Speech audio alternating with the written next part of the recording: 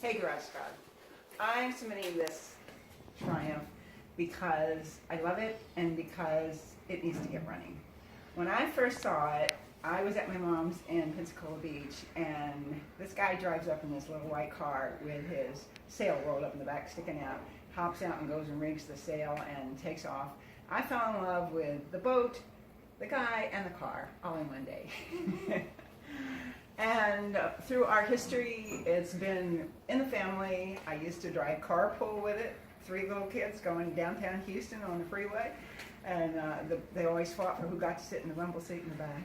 And we had one day when I just had the girl and my daughter in the car, and I was on the way home from school, and there was a lot of awful traffic. I decided to stay off the freeway, go through the side roads, and stopped at a light. Somebody rear-ended us, pushed us in the car in front of us, and we both kind of got knocked around and hurt. My daughter screaming. I got home and I called Jack and I said, "Jack, I've been in a wreck."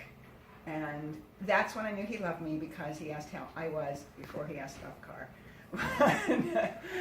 But it's been on camping trips, it's pulled trailers, always have to have a sailboat behind it. It's been across the country a bunch of times. We had a baby, and he rode in the car. Back. No, he didn't. We didn't have the baby in the car, but his baby bed sat in the back. That was before seatbelts and all the safety things we have right now. But it was his primary car. We went into Honduras and had to store this car and my mother's antique dining room table, the only things we kept. And So what did you guys do in Honduras? We were missionaries in Honduras. We did medical mission work there. When we came back 8 years later, and Jack pulled the car out of his parents' garage and started driving, and that was his primary car. We moved. He went to PA school in Utah, and we had to drive through a lot of icy and salt there. Then he got a job up in Idaho and drove on the roads up there in the wintertime. He'd go driving along. And this is the kind of top that it doesn't really have a top, it's make-believe. And so we always is top down. A little cold in the wintertime, but it was still his primary car. We moved to Florida, and it was hot sometimes, but it was still his primary car. Till the day we came looking for the house that we're in now, about 12 years ago. He was tailing me with the realtor. I was in the realtor, and he's behind us, and I could see the wheels going like this. And I called him on the phone, and I said, "There's something wrong with your car. Don't you feel it?"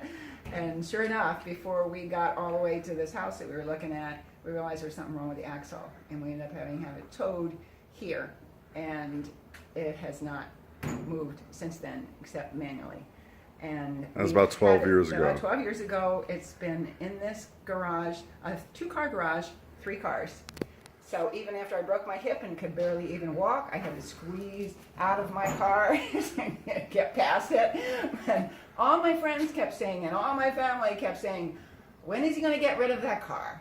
Everybody else that would see us on the road, we'd stop, and it was still going, and the guys would always stop and say, "Oh, I used to have one of those with my wife, maybe get rid of it."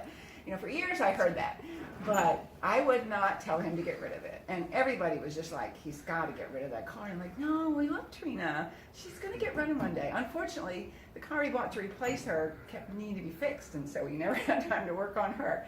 So finally this year for Christmas, I said to Jack, "I want the garage cleaned up. I want to be able to get in and out of my car without a problem. And I want Trina running again. So make that a priority." So I would love to surprise him now. He's cleaning up the garage, but I'd love to surprise him with Trina the Triumph running. What year is the car? I first started driving a motorcycle, but his dad surprised him and bought him a TR3B that was a 63 in 1966. He bought it and surprised him, and that's the only car he ever drove. And after we were married and we had, Jackie was now grown up. He was the baby I talked about. This is us, the whole family, riding along. And in Idaho, it had a lot of different uses. In the wintertime, he would pull Jackie, or Jackie learned to drive in this car, pulling him along that's in the wintertime, snow skiing, and the summertime, water skiing on the irrigation canal. And that was great fun. And also in small towns, they have the parades. So his clinic, the nurses all built that, and he drove that for the parade. But this is part of the family. It was part of the community. It's got to keep going. It's got to keep going.